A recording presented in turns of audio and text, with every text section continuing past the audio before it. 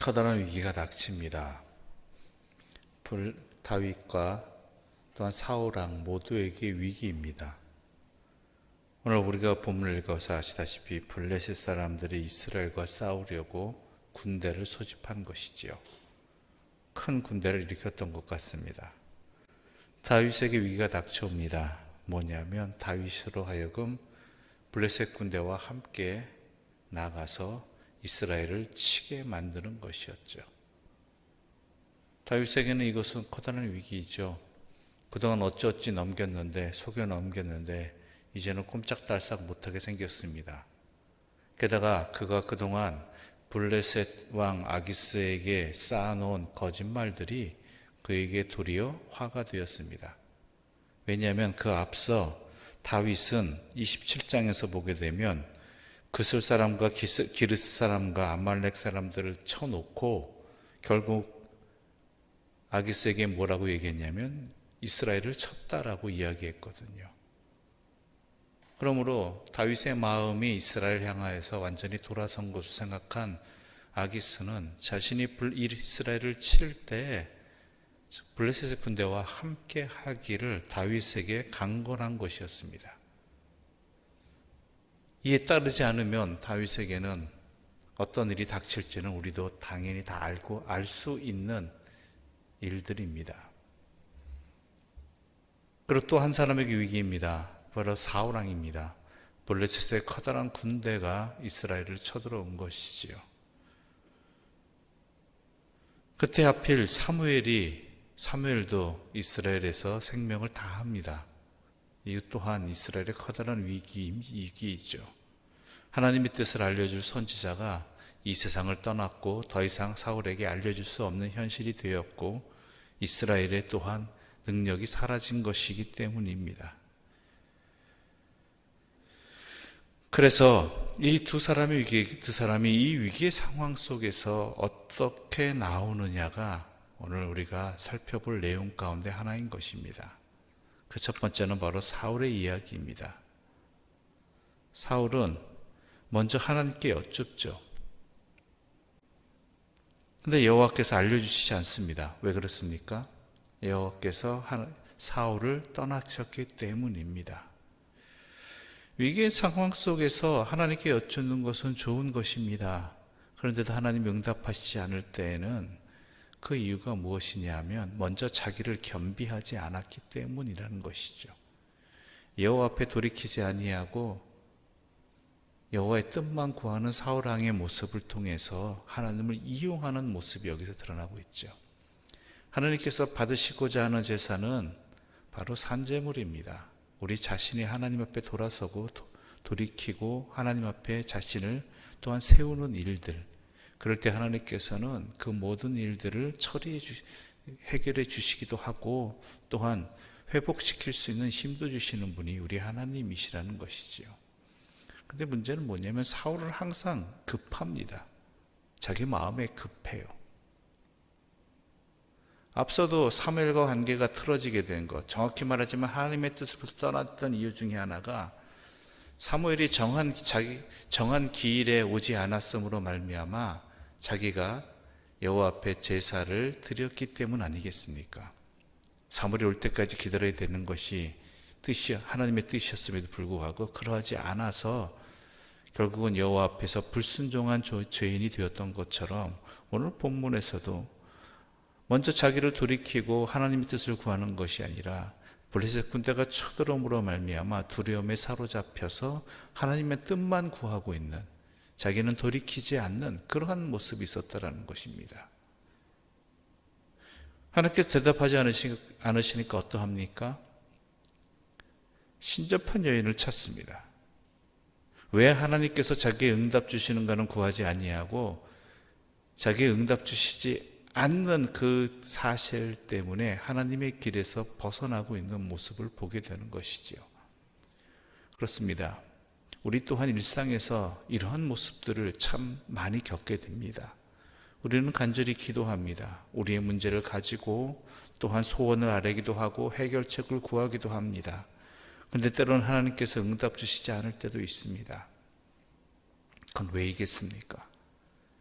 왜 하나님께서 응답 주시지 않는지 그 이유를 구해야 되는데, 찾아야 되는데, 하나님이 나에게 응답 주시지 않는다고, 내가 원하는 대로 이루어 주시지 않는다고 하나님 아닌 다른 것을 의지하기 시작하는 모습이 우리 가운데도 있다라는 것이죠. 아마 누구나 다 경험해 봤을 것입니다. 사울의 모습이 그러합니다. 외를 찾지 아니하고 다른 것을 통해, 하나님 아닌 다른 것을 통해 얻으려고 한다라는 것이죠. 그래서 신접한 여인을 찾죠. 우리 3절의 말씀 함께 읽어볼까요? 3절입니다. 함께 읽어보겠습니다. 사무엘이 죽었으므로 온 이스라엘이 그를 두고 슬피 울며 그의 고향 라마에 장사하였고 사울은 신접한 자와 박수를 그 땅에서 쫓아내었더라. 자기가 쫓아내었던 사람들입니다.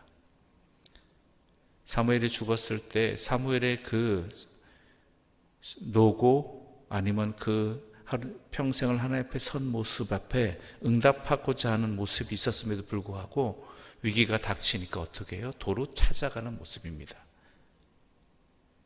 심지어 어떻습니까? 9절과 10절의 말씀 함께 읽어볼까요? 9절과 10절입니다. 여인이 그에게 이르되 내가 사울이 행한 일 곧 그가 신접한 자와 박수를 이 땅에서 멸절시켰음을 아나니 내가 어찌하여 내 생명에 올무를 놓아 나를 죽게 하려느냐 하는지라. 사울이 여호와의 이름으로 그에게 맹세하여 이르되 여호와께서 살아계심을 두고 맹세하노니 내가 이 일로는 벌을 당하지 아니하리라 하니. 자기가 신접한 자와 박수를 그 땅에 쫓아내놓고 신접한 여인이 사울이 행한 그 일 때문에 이 일은 금지되었다가 말하니까 사울이 뭐라고 얘기합니까? 재밌는 거는 여호와의 이름을 두고 그에게 맹세한다라고 되어 있습니다. 여호와의 이름을 두고. 이게 사울의 어리석음입니다. 하나님께서 떠난 자의 한심함입니다. 하나님의 이름을 두고 하나님을 거역하는 일에 사용하고 있다는 것이죠. 우리 그리스도인들도 그런 경우들이 왕왕 있습니다. 하나님의 뜻이 아님에도 불구하고 하나님의 뜻이라고 강권하기도 하고 구별하지도 못하기도 하고, 그래서 자기의 욕망에 하나님의 이름을 사용하기도 하고, 그래서 우리 주님께서 여호와의 이름으로 맹세하지 말라라고, 여호와의 이름을 함부로 부르지 말라라고 분명히 이야기하신 것이 바로 여기에 있다는 것이죠. 우리 또한 그러하지 않으리란 법 없습니다. 항상 살펴야 되고 조심해야 되고 헤아려야 됩니다. 특히 그리스도인들이 조심해야 될 부분입니다. 하나님의 이름을 내세워서 자기의 뜻을 관철시키고자 하는, 자기의 욕망을 나타내고자 하는 그러한 오용이 하나님 이름을 망령되이 일컬음이 없는가 살펴야 된다는 것이죠. 그럼에도 불구하고 사울은 여전합니다. 그래서 사무엘을 불러들이라고 한 다음에 분명히 도움을 받고자 하지요. 그때 사무엘이 이렇게 이야기합니다. 16절 말씀 함께 읽겠습니다. 16절입니다. 함께 읽겠습니다. 사무엘이 이르되 여호와께서 너를 떠나 내 대적이 되셨거늘 내가 어찌하여 내게 묻느냐. 문제는 뭐예요? 블레셋이 쳐들어오는 게 문제가 아니라 여호와께서 너를 떠나셨고 그리고 너의 대적이 되셨다라는 것입니다.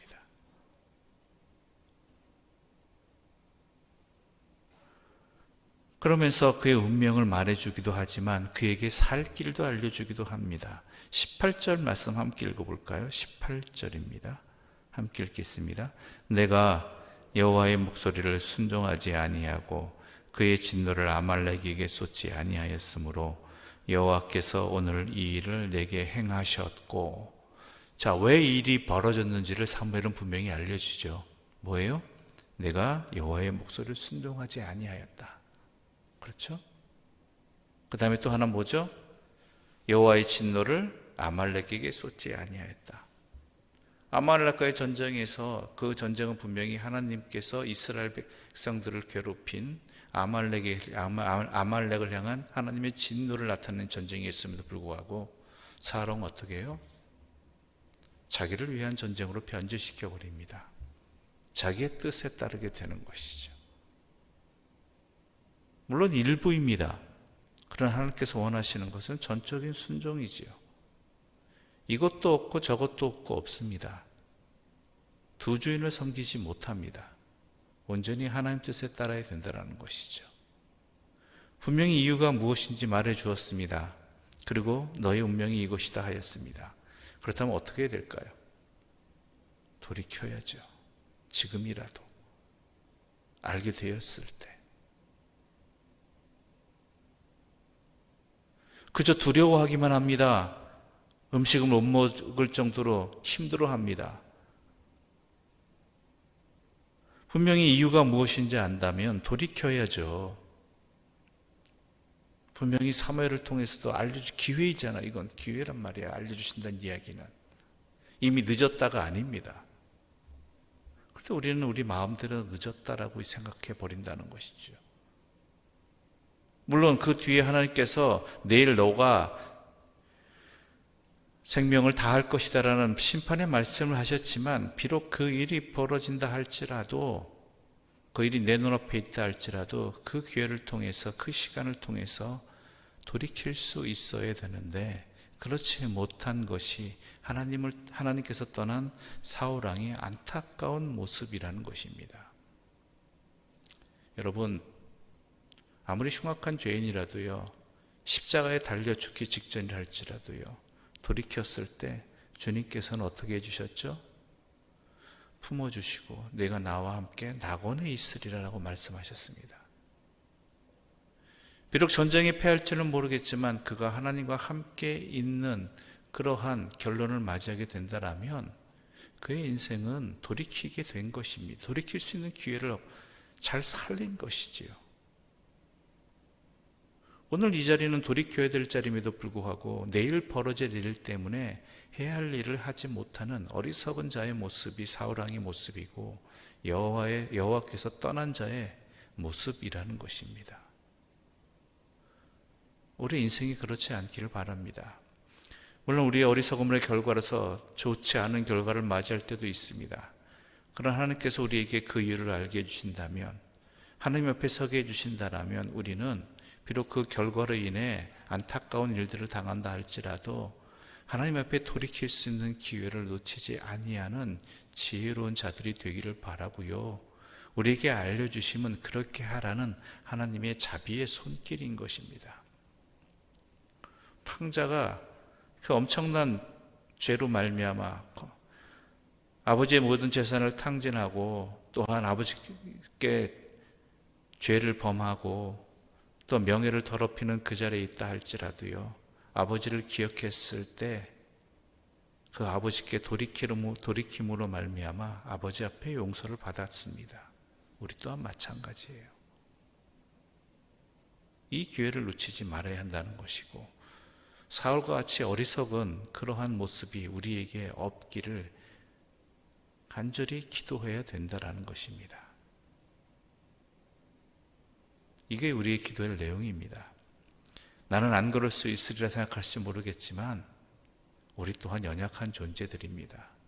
그러므로 항상 우리가 깨어서 기도해야 될 것, 이러한 사울왕과 같은 일이 벌어졌을 때, 나의 인생의 위기가 닥쳐왔을 때 하나님께서 나를 깨닫게 해주시고 또한 그 죄를 말씀해 주신다면 여호와 앞에 돌이키는 그 기회를 놓치지 말게 해달라고 우리는 또한 항상 간절히 기도해야 되는 것입니다.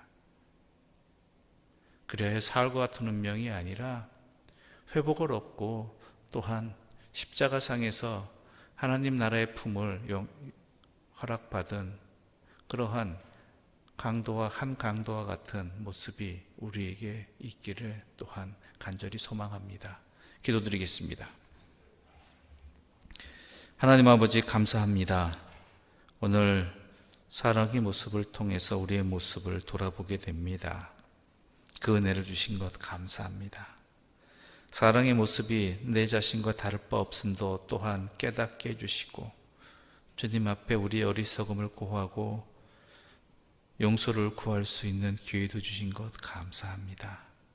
주여, 깨닫게 해주신 은혜가 우리에게 임했을 때 그저 두려워하고 한탄스러워하는 것만이 아니라 깨닫게 해주셨으므로 우리 자신을 주 앞에 돌이킬 수 있는, 그리하여 주님 앞에 회복을 얻을 수 있는 주의 사람으로 살아가게 하여 주시옵소서. 이를 놓고 항상 기도하게 해주시고, 그리고 그 이전에 먼저 항상 여호와의 말씀에 순종하며 주의 뜻을 구하고 주 앞에 자신을 드림으로 말미암아 하나님께 은혜를 힘입는 주의 사람으로 살아가게 하여 주시옵소서. 예수님의 이름으로 기도드립니다. 아멘.